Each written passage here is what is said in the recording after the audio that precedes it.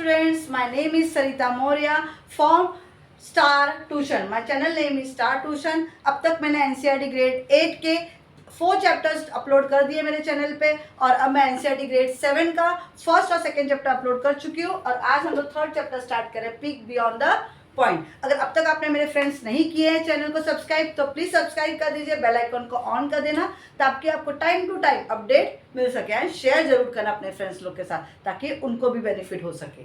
Okay चलो अब start करते हैं। पीक बियॉन्ड द पॉइंट का मतलब, ये पीक बियॉन्ड द पॉइंट होता क्या, मतलब एक तिरछी नजर पॉइंट के उस पार। समझ में आ रहा है आपको?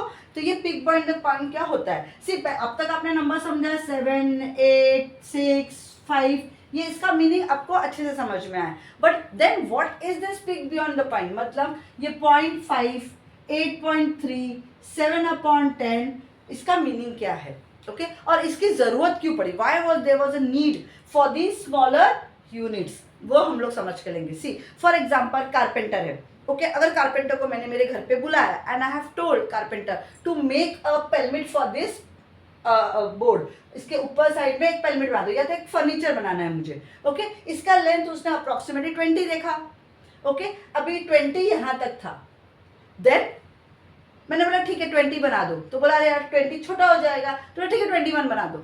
अगर उसे 21 बनाया, कटिंग किया, हो गया 21 बना दिया, चलो वो यहाँ से यहाँ 21 बड़ा है तो उसने कट कर दिया तो वो इजी था। लेकिन अगर उसे 20 काटा है एक अंदाजे से तो क्या होगा, मेरा फर्नीचर छोटा पड़ जाएगा, तो वो जरूरत कैसे पूरी होगी मेरी?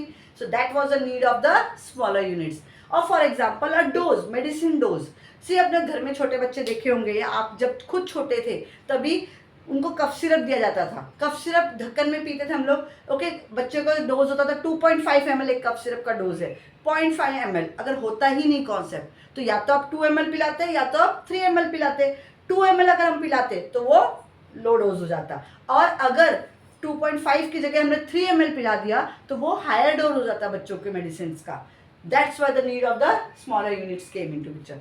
वैसे ही एरोप्लेन में जब भी फ्यूल भरते हैं, जैसे हम कार में बोलते हैं उसको हाफ भर दो, फुल भर दो, आज फुल टैंकी कर दो, हाफ टैंकी कर दो, इधर चलता है। लेकिन एरोप्लेन के उसमें नहीं चलता है, ना कम ना ज़्यादा, they have to fill exact, full tank करना पड़ता है, वो भी एग्जैक्ट करना पड़ता है।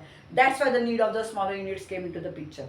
नाउ एनसीईआरटी ग्रेड 8 और 7 का जो न्यू गणित प्रकाशन आया पार्ट 1, so grade 7 का जो न्यू गणित प्रकाशन आया पार्ट 1 में, उसमें also एक one very good example they have given, a child and a mother. A child and mother when they were playing together with a small toy, okay, suddenly क्या हुआ, टॉय खेलते खेलते टूट गया। Child started crying, तो mother said don't worry बेटा, मैं वो स्क्रू से टाइट कर देती हूँ, फिट कर देती हूँ एंड आपका वो ठीक हो जाएगा। तो उसने भी ट्राई किया, बोला नहीं मम्मी इजी है, वो तो मैं ही कर लूँगा।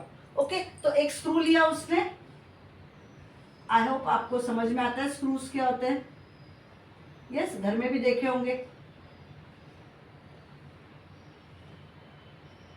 ओके खील हम लोग बोलते हैं ना जिसको।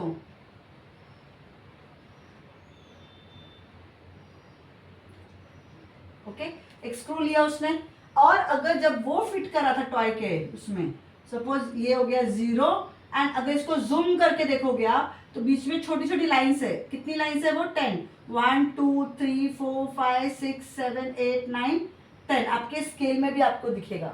यस ये स्केल मेजरमेंट ही मैं ले रही हूँ। 1 2 3 4 5 6 7 8 9 10 और ये हो गया 2। अगर ये देखोगे ये कितना है, पहले तो 1 है, यस पूरा 1 है और उसके बाद कितनी लाइंस है? 1 2 3 4 5 6 7 8 है। ये 7 8 कितनी लाइन से आउट ऑफ 10, या हम बोल सकते हैं 1 and 2 के बिटवीन में है। Is it clear? जब भी मदर ने मेजर किया, मदर के स्क्रू को मैंने मेजर किया 1 2 3 4 5 6 7 8 9 10 1 1 2 3 4 5 6 7 8 9 10 2। और जब मदर के स्केल को मेजर किया this was 1 and the 3/3 one of 10, मतलब 3/10। Okay, that is 3 out of 10 there was third number और this is 2. Is it clear? तो हम क्या बोलेंगे, ये 1 से थोड़ा सा ज़्यादा है और 2 से कम है, ये 1 और 2 के बीच में है, ऐसे नहीं बोला जाता। Okay this way we are not going to read it. And that's why the need for the smaller units came, कि जब उसने स्क्रू फिट किया तो ये प्रॉपरली फिट हो गया एंड वो टॉय एकदम नॉर्मल हो गया। लेकिन यहाँ ये स्क्रू बड़ा था साइज में। इफ यू सी, दोनों के कंपेयर देखने से ही नहीं, यूनिट से भी आपको समझ में आता है कि ये बड़ा था, तो वो फिट नहीं हो रहा था अंदर टॉय के अंदर। Is it clear? That's why the need of the smaller units came into the picture. Okay, और आपके एक बुक में दिया हुआ है, इरेजर दिया हुआ है। Okay, there is a eraser. उस इरेजर को मेजर करने की बात आई है।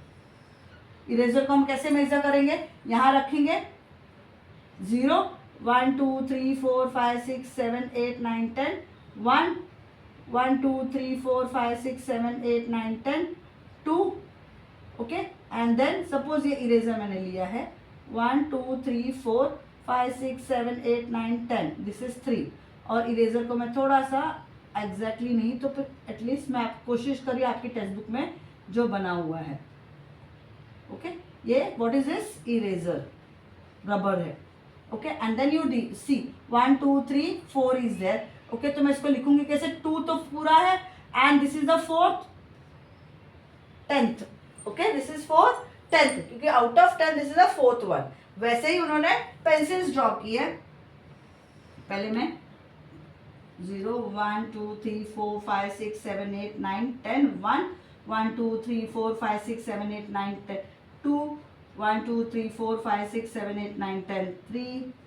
okay, 1 2 3 4 5 6 7 8 9 10 4 1 2 3 4 5 6 7 8 9 10, this is 5। ओके, उन्होंने एक पेंसिल ली है।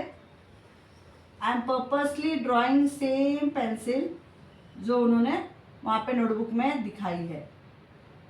ओके, एंड अगर वो मेजर किया 1 2 3 4 5 यहाँ तक वो पेंसिल थी, the size of the pencil जो उन्होंने बुक में दिखाई है, विच वन इज दैट? इसका साइज कैसे लिखेंगे? 4 तो पूरा है and then 5/10। Is it clear? And eraser की साइज कितनी थी? 2 4/10। Understood how to read it? Same examples उन्होंने अलग अलग एग्जांपल्स लिए हुए। I just rub it. उन्होंने कहा है कि you can measure the 1 finger also, उन्होंने दिखाया है। I am just seeing in the text book. Text book में वो सेम आपको ताकि दिखे।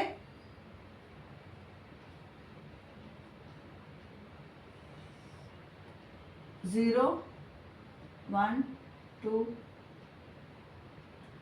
3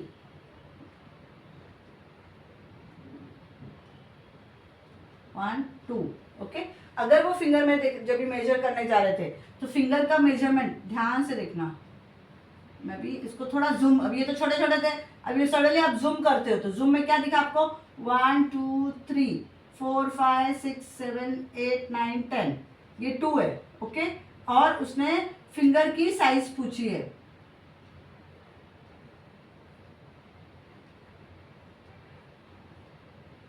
दिस इज 1 1 2 3। ओके, अगर वो फिंगर की साइज पूछ रहे हैं, दिस इज 1 3/10। मैंने क्या किया? यहाँ पे क्या 10 नहीं है? यस, यहाँ पे भी 10 है।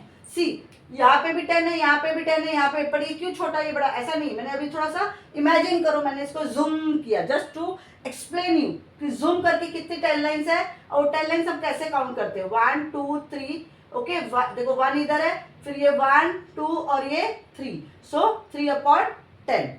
Is it very very clear? Then उन्होंने एक लीफ बनाया।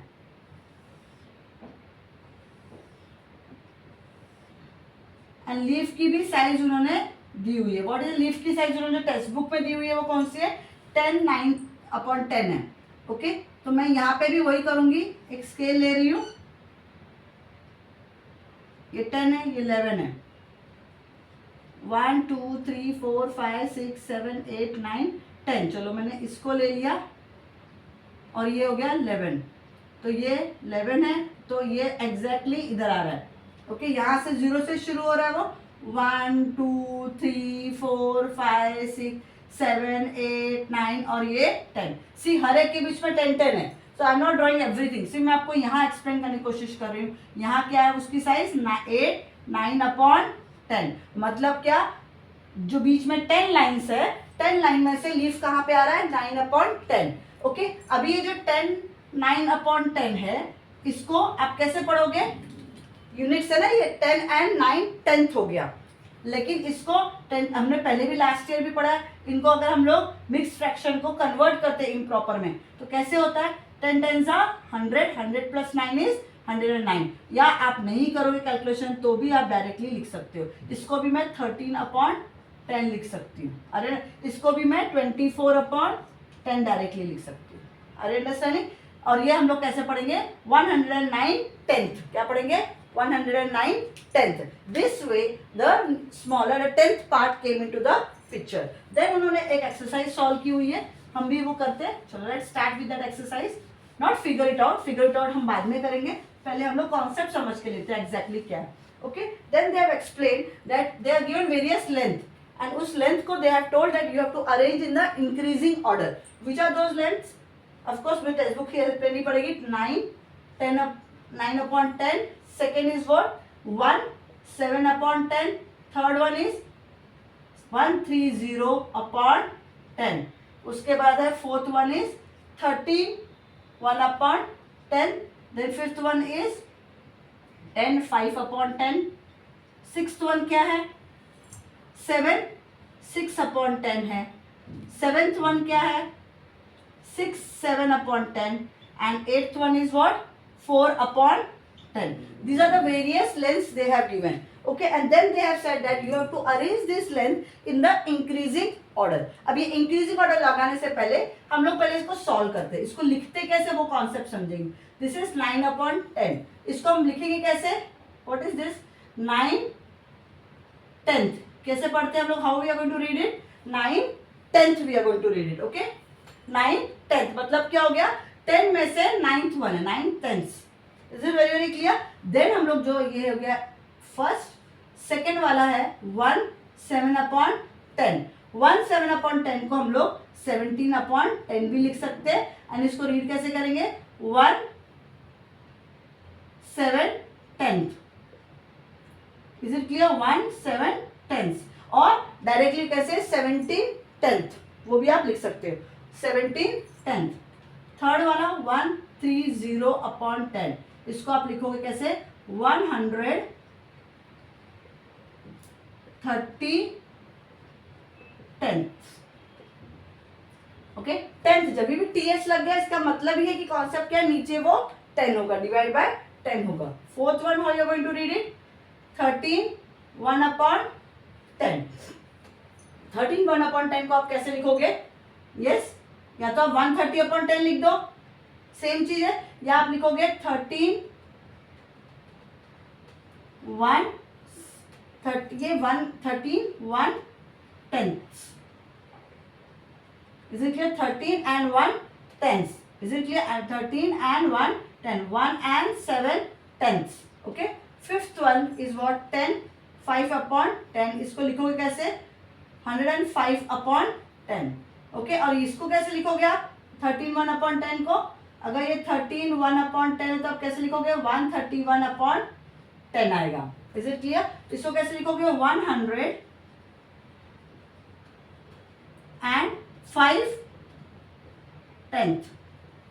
कैसे लिखा, 105/10। ओके, एंड सिक्स वाला आप लिखोगे जब भी 7 6/10 तो कैसे लिखोगे इसको, 76/10, और या तो आप डायरेक्टली लिखो 76/10। Okay, and then seventh one is what, 6 7/10, that is 67/10, that is 67/10. Eighth one is 4/10, तो इसको कैसे लिखोगे, 4/10। Is it very very clear, समझ में आया। अगर आप यहाँ चेक करो, देखो 9/10, 17/10, 130/10, 131/10, 105/10, then is 76/10, 67/10 and 4/10।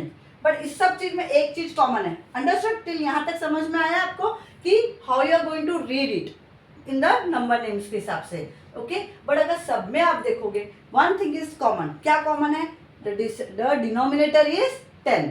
अगर डिनोमिनेटर इज 10th, नाउ हमें इंक्रीजिंग ऑर्डर लगाना इजी होगा। अगर डिनोमिनेटर सेम नहीं होगा तो हम बाद में वो कॉन्सेप्ट समझेंगे। अगर डिनोमिनेटर सेम है तो कैसे करोगे अभी, तो आई नो डिनोमिनेटर अगर वो सेम है तो डेफिनेटली ना मुझे, अगर डिनोमिनेटर सेम है तो मैं किसको कंपेयर करूंगी, ओनली न्यूमरेटर्स को कंपेयर करूंगी। और न्यूमरेटर्स को कंपेयर करो, देखो बताओ मुझे अभी आप सबसे छोटा नंबर कौन सा हो गया, दिस इज 4, मैं भी सब कंबाइन कर रही हूँ, 4/10 वो सबसे छोटा हो गया, यस। देन इट इज 9/10, 9/10 के बाद और कौन सा छोटा नंबर है,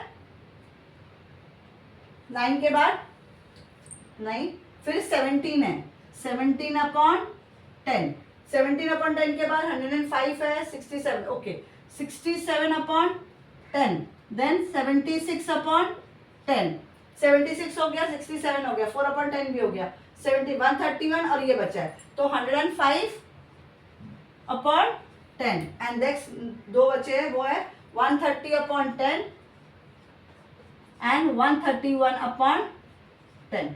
कितने हो गए, 3, 3, 6, 7, 8, यस। अभी ये तो मैंने लगा दिया, smaller to bigger, okay. Increasing order क्या होता है, स्मॉलर टू बिगर। इसका मतलब क्या है, ये 9 बड़ा है 4 से, 17 बड़ा है 19 से, 67 बड़ा है, 76 67 से बड़ा है, okay. 131 is bigger than 130, okay. This way you are going to arrange the units in the increasing order. Is it very very clear, समझ में आ गया आपको कॉन्सेप्ट, 10th पार्ट समझ में आया, यस। 10th पार्ट मतलब क्या होता है, स्केल में 0 से 1 के बीच में 10 छोटी छोटी लाइंस होती है और उसको कैसे लिखते हैं, how we are going to read it. इतना अच्छे से समझ में आ गया आपको, अगर यहाँ तक समझ में आया तो प्लीज़ मेरे चैनल को सब्सक्राइब करिए, बेल आइकन को ऑन रखिए, ओके। एंड इसके बाद हम नेक्स्ट पार्ट में पढ़ेंगे। अभी तक अगर आपको समझ में आया तो प्लीज़ रिवाइज करना मेरे चैनल को, ओके। Thank you.